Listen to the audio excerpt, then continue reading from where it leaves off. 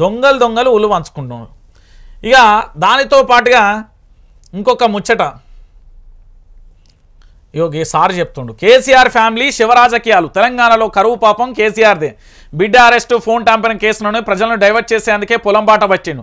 నాడు ఉద్యమకాలను సూసైళ్లకు ఉసిగొల్పి నేడు రైతులను చనిపోవాలని కోరుకున్నాడు. కరువుతో నష్టపోయిన రైతులను సర్కారు ఆదుకుంటున్నది. నాడు ఉద్యమకాలను సూసైళ్లకు ఉలిగొల్పిండు అని చెప్తున్నారు. మరి నువ్వు ఎందుకు రాజీనామా చేసినవే అన్నా? నువ్వు ఎందుకు రాజీనామా చేసినావు? నీ రాజీనామా వల్ల ఒక్కల మీద ఎఫెక్ట్ వల్లే.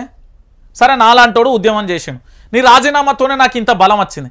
నేను కూడా పోరాటం చేసిన కదా, నా ఒంటి మీద లాఠీ దెబ్బలు పడ్డాయి. మరి ఎవరు అంటే ఎట్లా మాట్లాడతారంటే అందుతో జుట్టు లేకపోతే కాళ్ళండి అంటూ మాట్లాడదే. రాజకీయం చేసినప్పుడు ప్రజలకు పూర్తి స్థాయిలో అర్థమవుతుంది. ఇది తెలంగాణ గడ్డ, ఎవడి అడ్డా కాదు. ఇక్కడ చైతన్యవంతమైన ప్రజలు ఉన్నారు. 4 కోట్ల మంది కూడా చాలా చైతన్యవంత. తెలంగాణ గడ్డ అంటే ఇక్కడ పుచ్చినప్పటి నుండే వానికి అన్నీ తెలుస్తాయి. అంత గొప్ప గడ్డ. ఈ గడ్డ మీద కూకొని ముచ్చట్లు చెప్తాడు శివరాజకీయాలా? మరి తెలంగాణ ఉద్యమంలో జై తెలంగాణ అంటివి, తెలంగాణ కోసమే మంత్రి పదవి త్యాగం చేసిన అంటివి. మరి నీ కూడా ఏంది డ్రామాలా? ఏమన్నా కోమటిరెడ్డి వెంకటరెడ్డి అన్నా కేసీఆర్ శివరాజకీయాలు అంటున్నావు నువ్వు ఇవాళ. మరి ఆ రోజు ఈ నోరేడిపోయింది? ఆ రోజు నువ్వు రాజీనామా చేసినావు కదా, ఎట్లా శివరాజకీయాలైనాయి? మరి నువ్వు చేసిన రాజకీయం ఏంది చెప్పు మరి తెలంగాణ బిడ్డలకు. అంటే అధికారం ఉంటే ఒక లెక్క, అధికారం లేకపోతే ఈటల రాయందన్న దోస్తేరా భయ్ మామూలు చుట్టపొల్లే అని గతంలో నీ ఫోన్ ఆడియో లీక్ కాలే, మర్చిపోయినావా? గతం అంతా ఉన్నది. రైతులను లూటీ చేసింది నువ్వు. ఏనాడైనా వాళ్ళ బాగోగులు పట్టించుకున్నావా? మాట్లాడనీకి ఏందంటే సిగ్గుశరం ఉండాలి అంటారు తెలంగాణ ప్రజలు. రైతులకు రైతు బంధు ఇచ్చిండు, ఒకవేళ చనిపోతే రైతు బీమా ఇచ్చిండు, వాళ్ళకి కావాల్సిన నీళ్లు వాళ్ళ కాళ్ళ దగ్గర ఉంచిండు, వాళ్ళ సాగునీటికి కావాల్సింది ఇచ్చిండు, 24 గంటల కరెంట్ ఇచ్చిండు. 24 గంటల కరెంట్ చెప్పినా ఈ కోమటిరెడ్డి వెంకటరెడ్డి లాంగ్ బుక్ తీసుకొచ్చిండు. ఆఖరికి 11 గంటలని ఉన్నది కదా. ఇప్పుడు నీ కరెంట్ ఎప్పుడు వస్తున్నది, ఎప్పుడు పోతున్నది? పోదాంపా సబ్ స్టేషన్ దగ్గరికి, పోదాంపా సబ్ స్టేషన్ దగ్గరికి పోయి అడుగుదాంపా, కరెంట్ ఆఫీస్ దగ్గర పోయి లాంగ్ బుక్ తీద్దాంపా, ఇప్పుడు తీద్దాంపా. రైతులను మోసం చేయలే, రైతులకు పెద్దపీటేసింది.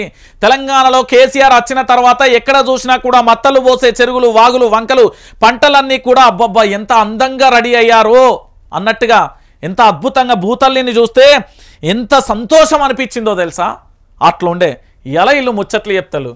ఇలా పాపం మీరు మర్చిపోయిర్రా? మీ పాపం బషీర్బాగ్ దగ్గర కాల్పులు, మీరు చేసిన అన్యాయాలు, మీ వల్ల నష్టపోయిన రైతాంగం, మీ వల్ల జరిగిన ఆత్మహత్యలు, నా తెలంగాణ రాష్ట్రానికి నేను చెప్తున్నా కదా, నువ్వు ఈ తెలంగాణలో రాష్ట్రంలో నువ్వు పరిపాలనించినప్పటి నుండి, మీ పార్టీ ఏర్పడినప్పటి నుండి ఇప్పటి వరకు నువ్వు ఇచ్చింది ఎన్ని ఎకరాలకు నీళ్ళు ఇచ్చినావు? ఈ తెలంగాణలో కేసీఆర్ 2014 నుండి 2023 వరకు ఎన్ని ఎకరాలకు నీళ్ళు ఇచ్చిండో లెక్కలు తీద్దాం దా.